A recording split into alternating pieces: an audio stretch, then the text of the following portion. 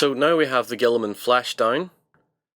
These are looking really nice. So once it's dry, you get a real nice skin tone building up there. It looks a little pale in places, which is good.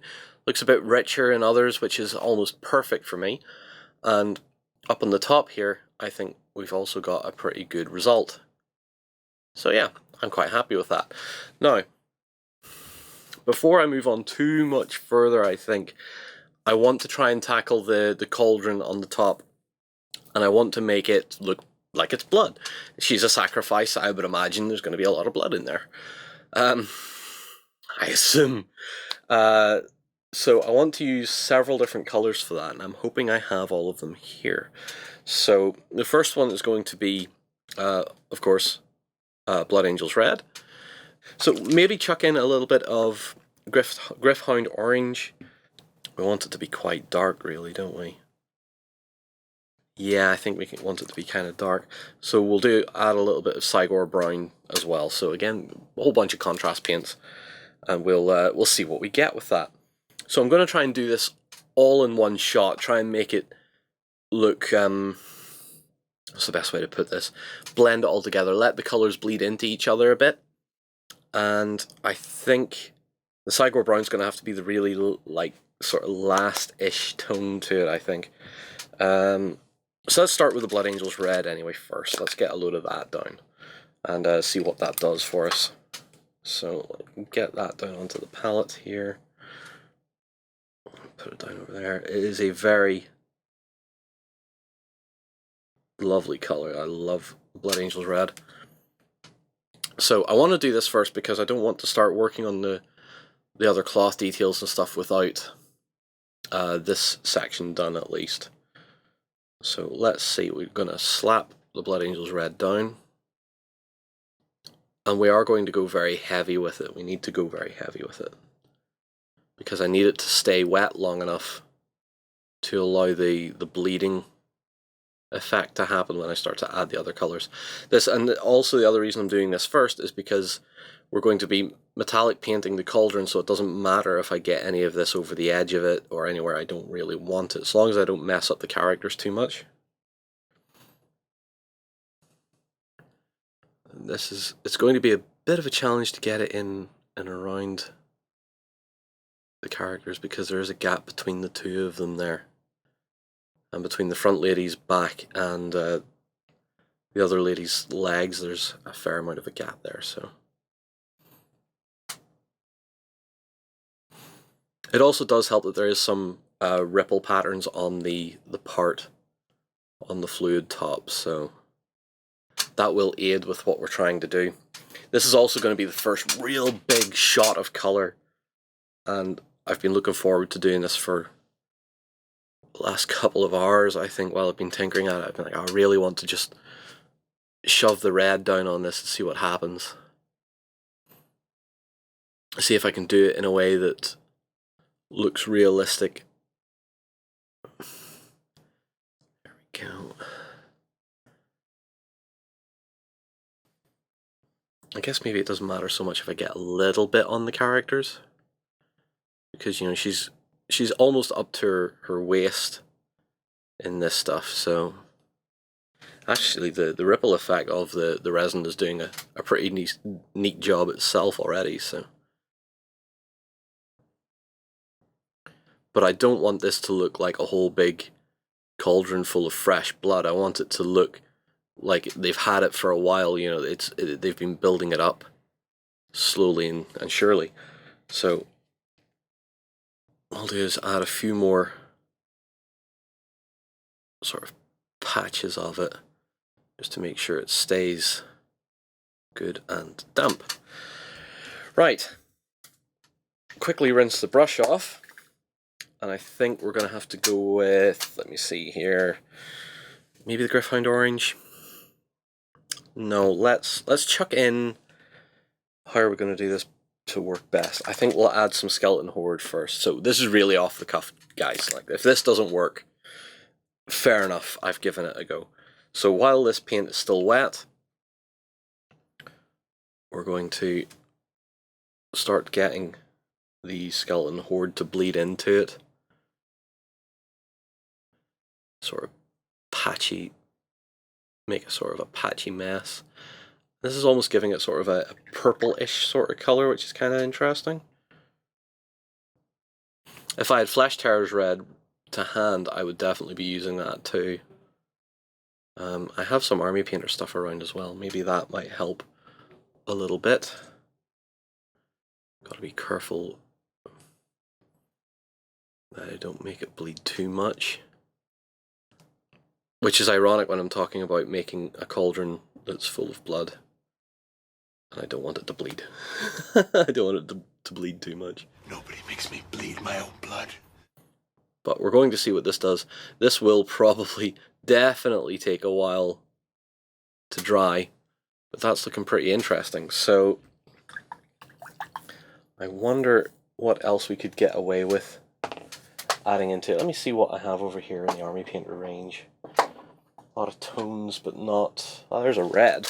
So we can chuck some of this in. This will give me maybe a deeper color as well.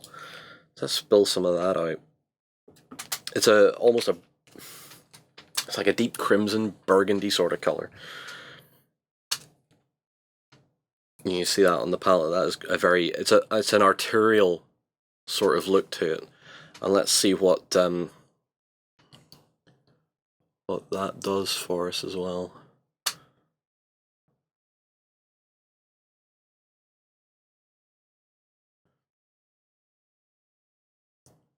Maybe focus the addition of it around the hem of the,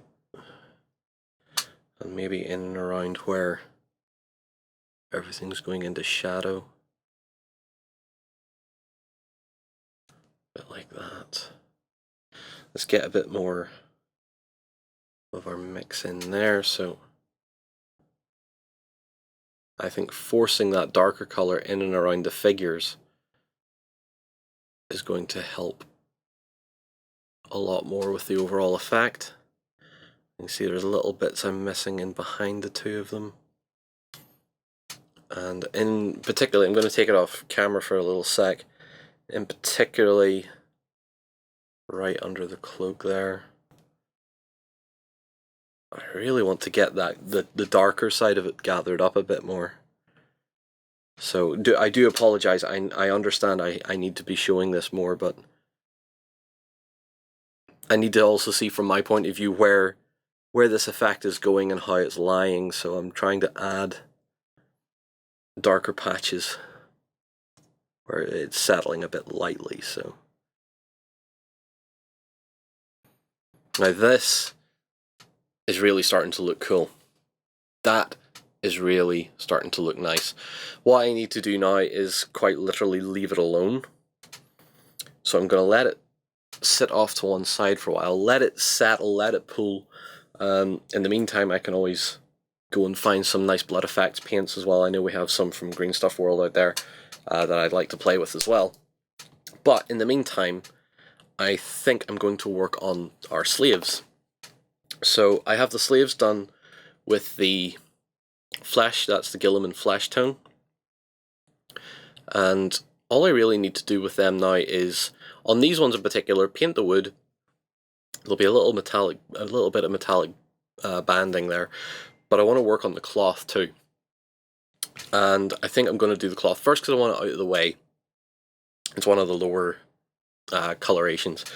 And I'm not honestly too sure what colour I want to do them. Do I want to do them a brown, or do I want to make them look a bit more than that? I think maybe just stick with the browns. Keep everything low, keep the important details be a bit brighter. That's my thinking right now. And let me see what colours I have that I could play with. Let's have a look at Nazdrag Yellow here and see if this looks like a sort of a sackcloth kind of thing. I've just noticed I put that in the way. I'm going to have to move it. And if Nazdrag Yellow gives me a sort of a Hessian kind of look, I'd be very keen on doing that. So let's have a look at that. I think we could get away with that.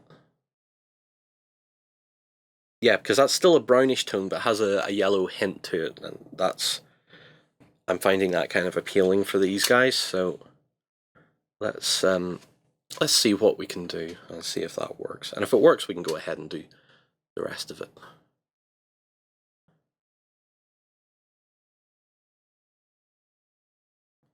I think making them look, you know, they're not being given clothing for much reason, and it's definitely not the best stuff that could be given to them. Could be the remnants of robes that they maybe owned, or something like that. It's, you know, it's an interesting.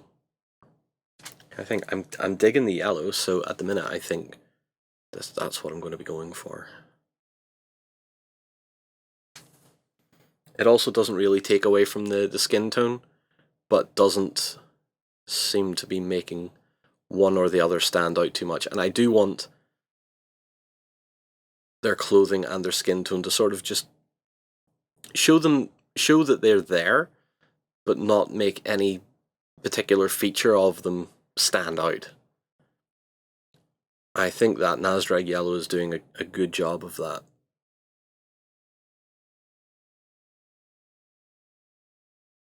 So yeah, I'm quite convinced that that's the way I'm going to go with them.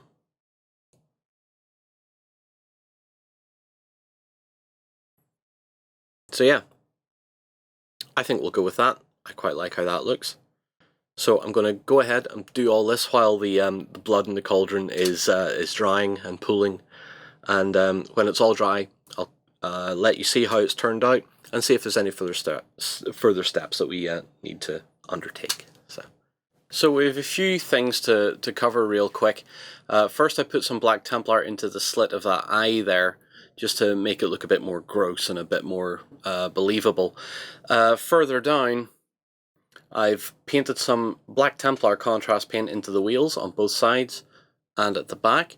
The central hub part I'm probably going to do in the same gold that we're going to do the cauldron up here at the top. The cauldron has now mostly dried, so I can show you that a bit more clearly, and I'm liking what it's doing. I really do like that mixture of a couple of different contrasts and the red wash. I enjoy what that's done. It's made a very interesting effect. But the very last thing I want to do on this, when the time comes, is get more gloss in there. I have some blood effect. We have some green stuff world blood effect out there, and it dries gloss. And I want to use that, but I'm only going to use that as the last step because I want to put a matte varnish over everything before I do that. I want to protect the paint a little bit. Also, if I rotate the model around here and bring it up, I've painted the spikes in the front in the same way that I did the skulls, so they've been dry brushed a bit with Wraithbone and then given the Skeleton Horde contrast paint. I wasn't sure what other way I wanted to do them, and I was letting them hang around for a while and trying to figure out what way I wanted them to go. But it balances them. It balances the model out, having a bit of that at the front as well as that effect on the back as well.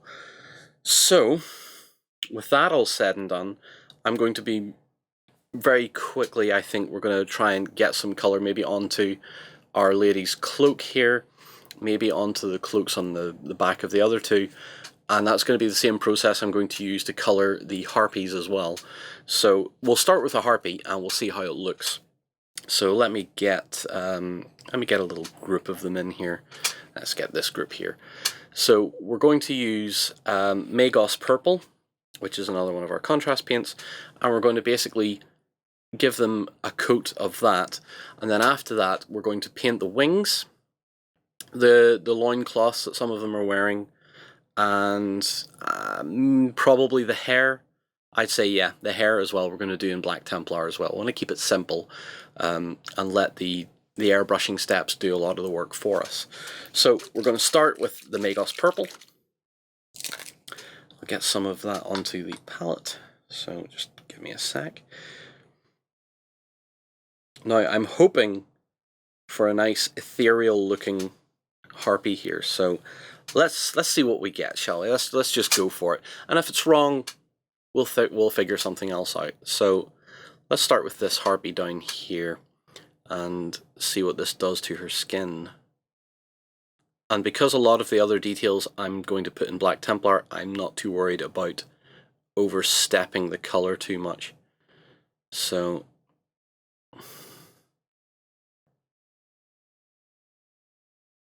let's just see how this actually looks, because I think the purple and the black is going to look pretty nice together, and I think that is basically going to be a winner for my harpies. Once that's dry, that'll hopefully look quite nice. So onto the back. Does she have any skin visible on the back? There's a little bit on her thigh and her right buttock there, so we'll just go for it. That'll do. I think there's a part leg visible there. Again, not worried about any of the other details here, because this is going to be going metallic and these are going to be going to Black Templar, as well as this cloth up here too. So let's just do another one and see how that goes. She's a lot brighter. This one up here is a lot brighter.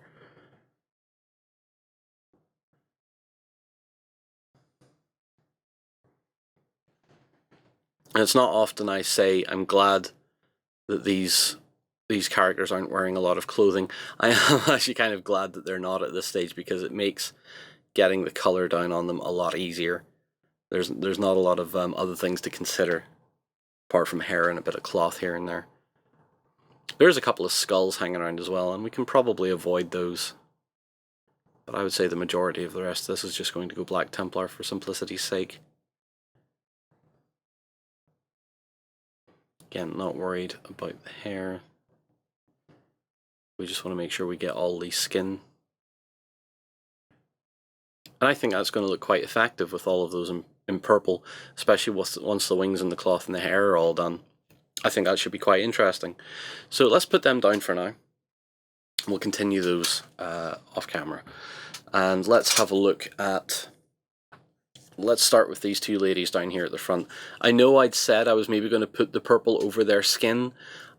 I've really gone off that idea now. I kind of like more of them being more of a humanish sort of cultists that are calling forth all the harpies and stuff to do the, you know, the bidding and whatnot, and making sacrifices and that sort of thing. And I think we're just going to try and colorize their cloaks with the Magos purple here. So, and we'll probably make their hair Black Templar as well, just to, again, for simplicity's sake. It might have been easier to have picked Shaiish purple, or Shaiish purple, but I'm not too sure if it would give me an effect that I'd have been more confident in trying to achieve. So, because it is about confidence too. It's about knowing what the paint is going to do when I put it down on something. I think that's going to look quite good. So you can see as that's starting to dry, that's going to look quite interesting. At least I think it looks quite interesting. It's over to you guys if you think it is or it isn't. Same with the lady's cloak up here at the top. I really want that to be purple. It may need more than one coat of Magos purple to achieve the coloration that I want. And it's almost like she's wearing a veil here, which is kind of interesting. So you can see under close cam here, I've done a little bit of a change, and I'm not sure if I'm overly happy with this yet, but instead of the Magos purple, I obviously put the first layer of Magos purple down, and then thought, right, this is going to take way too long and going to ruin the effect, so I've used some Shaiish purple instead. Put one layer over it there, but put a heavier layer around the base of the robe here to make it look more like it was a damp sort of velvet look. I'm still not entirely happy with it, but I am going to continue on with it and then figure that out. But I've also put the Shaiish purple onto the cloaks of the two characters down here as well. And obviously it's not as bright and vibrant as I'd wanted initially, but I think it looks a bit better because it's a heavier looking material as compared to the harpies, who are quite pale but yet a bit more vibrant, particularly under certain light anyway. They look a lot more vibrant. So I've pushed on a little bit. I'm going to do another a bit more Shaiish purple on that, on the big cloak and stuff, because I'm just not happy with how that looks. Maybe I should go another layer of Magos just to sort of richen it up a bit. But the next thing I'm trying to do is to push on with the harpies and the slaves, and then there's going to be a whole bunch of off-camera base coating that I want to do as well, and then I can come back and show you how I'm going to dull them down or make them blend in a bit. So on the harpies, it's pretty straightforward. It's taking Black Templar contrast and just painting in the wings and painting in any of the claws. Now, of course, there's tons of detail on each one of these, and there's little quills down here on her thigh, there's a necklace there and stuff like that. I'm going to be honest with you and say that I don't want to do those details now, because it'll extend the length of the tutorial, and it's something we can always come back to and look at a later date. However, we will be doing stuff like painting her armor, what armor she has anyway, and these two down here, we're going to be painting their armor as well. But that's going to be part of a base coating step that's going to come up. So the other thing I've done on the slaves, I've painted their hair in, and their hair is basically just Gore Grunta fur, again another contrast paint, and that's giving me a sort of a dull ginger effect. I've also done it on the lady that's being sacrificed up here, and it's made her look a lot more like a redhead. So it's worked better on her because her highlights with the airbrush have been a lot higher. They actually went right up to white on the majority of her face and down her front and her hair. So she looks remarkably more lively than the people that are moving this thing around. So what I'm going to be doing next is looking at metallics. So we're going to be painting the crucible, or I'm going to keep calling it crucible or cauldron. We're going to be painting that in Retributor armor, which is one of Citadel's base colors. We'll also be painting this in Retributor armor. Same with Our Lady doing the sacrifice. Her armor, her shoulders, and the bra that she has on, and the banding on her arms, those will also go Retributor armor, as well as the equipment that these two ladies are wearing down here. Also, we're going to paint in these sort of hubcaps, painting them in Retributor armor as well. After that, the next base coating step will be to look at some darker metallics. So we're going to be looking at these chains and stuff. We're going to paint them in Lead Belcher, which won't, again, is another dark metallic-ish, or a dark-ish metallic silver. The undersides of these, which have a little bit of a banding to them, I think we'll keep them Retributor armor as well. And the central band and spikes on the wheels, they will also go Lead Belcher. So while we're at it, I think I'll decide on the swords now. I think the swords are going to go Retributor armor as well, mainly because I want to put Magos purple over them and give them sort of a purpley gold sheen to them. I want them to look a little bit odd. But for the meantime, what I am going to do on this sitting is I'm going to take a look at their hair and the other harpies. So I have my Black Templar set somewhere. Yep, there it is. So this was, when the contrast range came out, one of the most popular colours. We found it very hard to keep it in store. Not so much a problem now, although we notice a few other colours. There's like a little bit of a cycle going on what colours are particularly wanted. So Black Templar was great at the start, and it still is one of the better contrast paints in the range. One of the more useful, because you can do so much with it. There's so many applications for it that you really should just check out. So we've got our Black Templar on. We're going to paint in the hair on these two ladies here. And what it does is give us, once it's dry, a sort of a shiny black.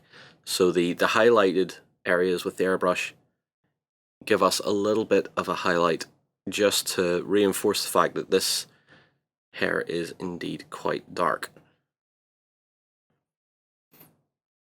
And it's not a difficult step. Black Templar is one of the, like I've said before, one of the better paints in the range for consistency and for effect, because you know what it's going to do. It's essentially a thinner black paint that sits into recesses when you put it down on something, and it works out really well. So we'll just do a little bit of this just to make sure we have her hair done.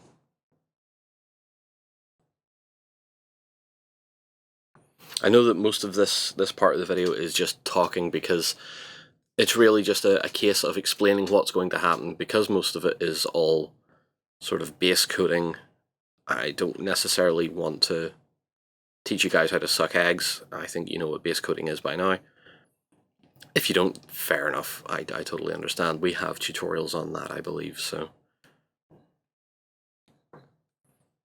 I am seriously enjoying the choice of going with contrast paint on this, though, because it is working out well, and we're getting a good result that, again, with a lot of these tutorials I want to do now, is showing you get it on the table and worry about sweat the small stuff later.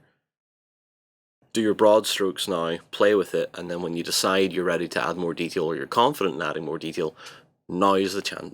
Then is the time to do it.